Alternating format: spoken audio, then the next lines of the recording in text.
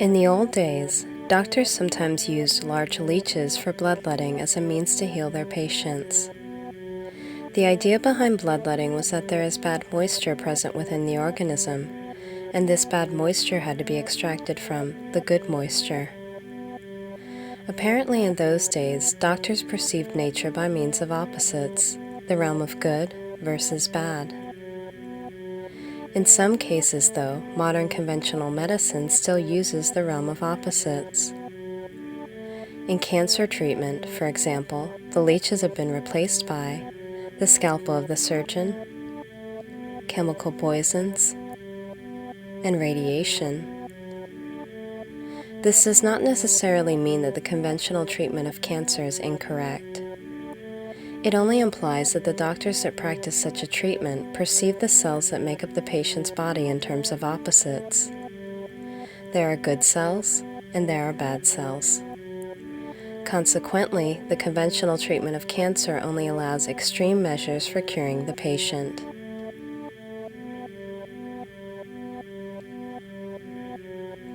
An alternative approach to curing cancer was provided, for example, by the German Dr. Max Gerson. His view was that cancer is a symptom of a diseased body due to the many toxins that nowadays are being found within our food and water, not to mention all the toxic materials we encounter in our surrounding environment, including our clothing. The Gerson therapy is focused on easing the body by means of intense detoxification while simultaneously boosting up the patient's immune system, which is done by supplying it with good amounts of naturally grown fruit and vegetable juice. Dr. Gerson treated the diseased human organism in its totality and relied on its self-organizing properties. His therapy therefore shifts away from the realm of opposites and takes on a more holistic approach towards cancer treatment. However, independent of the possible success of the Gerson therapy, it would still be ignored by mainstream medicine, and, if necessary, suppressed for the simple reason that in the world of the established false self, any successful holistic insight would take the zeitgeist closer to the second stage of initiation, called the meeting with the goddess. In the example of the Gerson therapy, the meeting with the goddess would represent the realization of the power and significance of healthy food provided by Mother Nature, which cannot be centrally controlled by the pharmaceutical industry because it still cannot be patented. And if the Gerson therapy cannot be centrally controlled, then the pharmaceutical industry would lose its stranglehold on society. Medicine intends to treat a natural occurring phenomenon called disease, and a physician should therefore always respect the laws of nature and try to gain a deeper understanding of these laws so they can be used to favor the patient during the healing process. Nevertheless, it appears that both the physician and the physicist are continuously led away from perceiving nature in a holistic way. In general, it may be said that the response of the agents of the false self towards any holistic approach with respect to natural phenomena must ultimately be suppression, while perpetuating a so-called conventional method, which empowers the agents of the false self and at the same time masquerades the imperfectness of the false self. Such a conventional method will encompass a system of thoughts and practices so vast, complex, and elaborate, but vague in its principles other than imposing pairs of opposites, that it becomes almost impossible to question its correctness. While the conventional method is upheld by continuously singing the praises of success, all possible alternatives are meticulously repressed by the agents of the false self. Only the lack of satisfactory results give away that something dodgy is going on with respect to the conventional method. Yet for as long as all competitive alternatives are kept well hidden from the mainstream, no revolutionary changes will occur.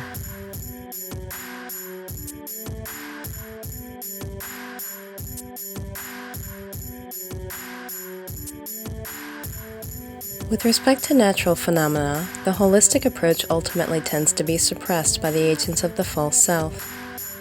With respect to social phenomena, however, the agents of the false self appear to push ahead towards a system that incorporates all three realms of perception simultaneously. Yet in this system, the holistic realm of perception is only accessible to a selected few. In order to clarify this tendency with respect to social phenomena, let's first take a look at our monetary system.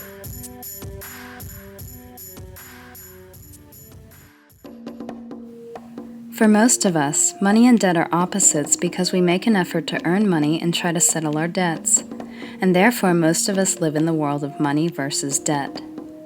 Nevertheless, modern money mechanics teaches us that banks generate money from debt.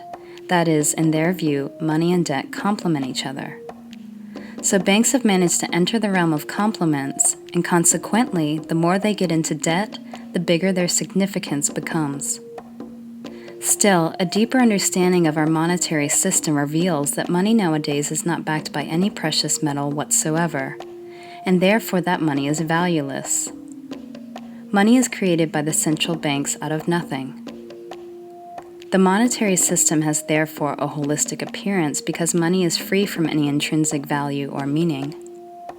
The value and meaning of a single banknote can only be explained by referring to the whole monetary system. This deeper understanding, though, has only significance for the central bankers because they are given the authority to create money out of nothing. They have succeeded in passing the gate that leads towards the holistic realm of perception. For the common people, the only gate that gives free entry to our monetary system is the one that leads to the realm of opposites, that is, money versus debt. A person may take on the challenge of creating their own bank and therefore try to unlock the gate that leads to the realm of complements. Even so, the gatekeepers have forbidden entry towards the holistic realm of perception. Any person, other than the central bankers, that seriously tries to create money out of nothing on a large scale will be considered a counterfeiter and treated as a criminal.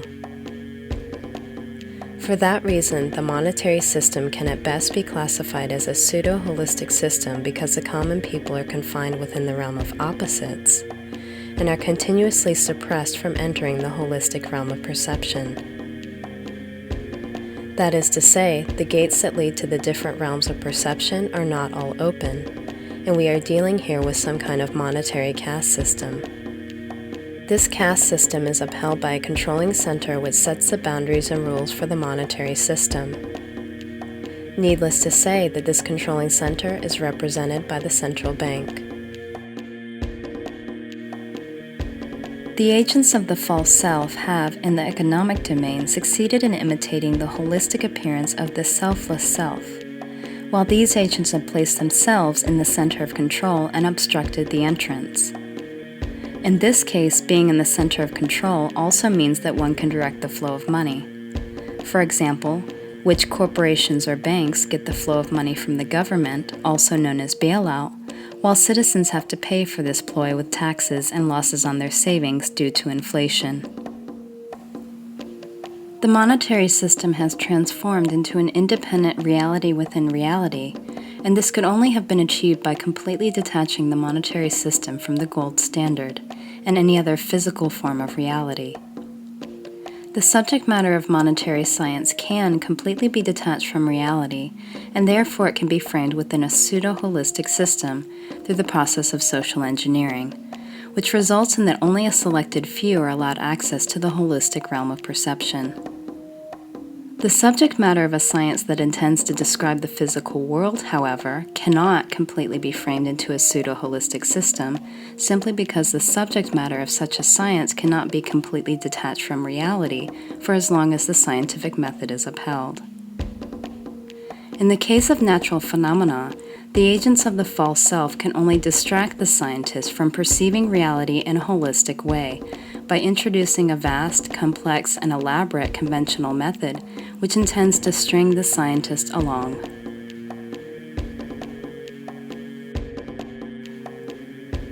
The evolution which took place and is still taking place within the monetary system is also occurring within other social constructs. For example, the military construct, which deals with the apparent opposites, peace and war, is with the help of the United Nations, currently also evolving into a pseudo-holistic system.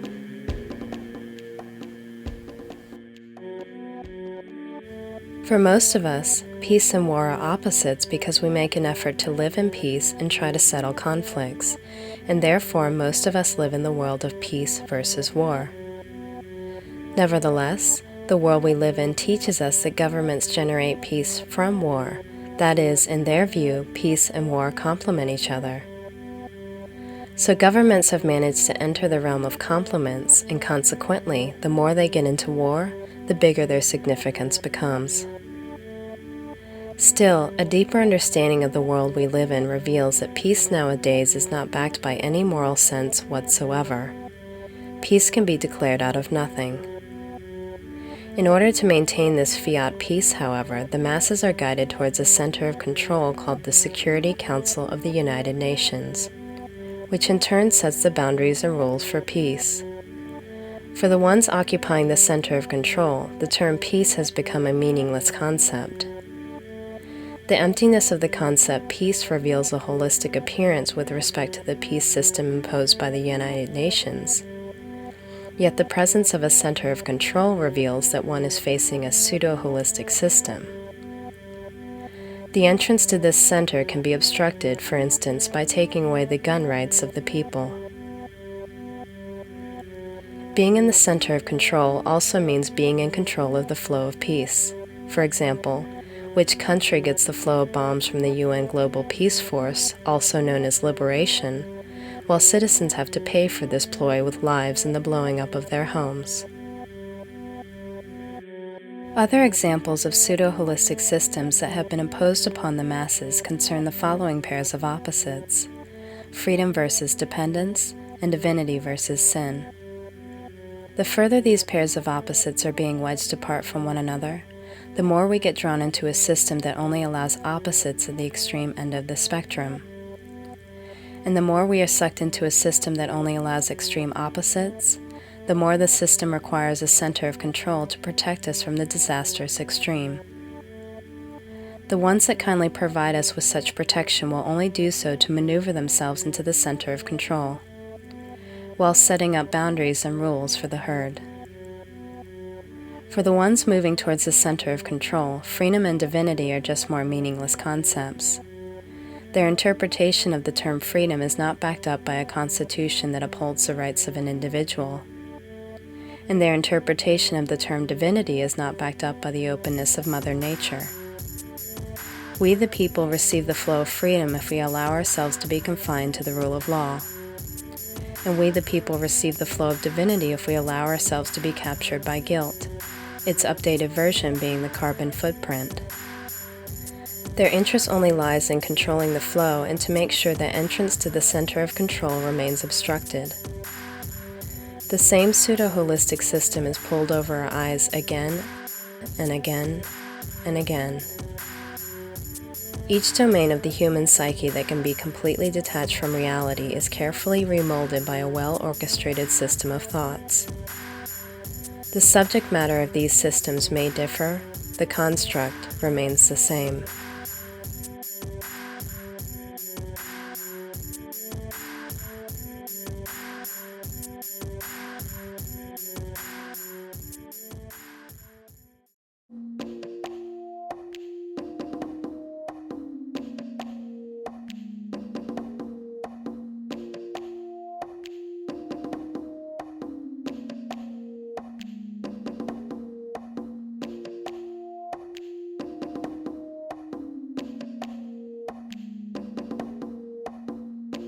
The outer guidance that is so generously offered to us pretends to fulfill certain needs we deeply crave. Yet feeling virtuous, peaceful, sovereign, and whole is something that each person has to rediscover for themselves by means of their own spiritual quest. Neither the monetary system imposed by the central banks, nor the peace system imposed by the Security Council of the United Nations, nor the freedom system imposed by the central government, nor the spiritual system imposed by the religious institutions, can offer a flow that will take you there.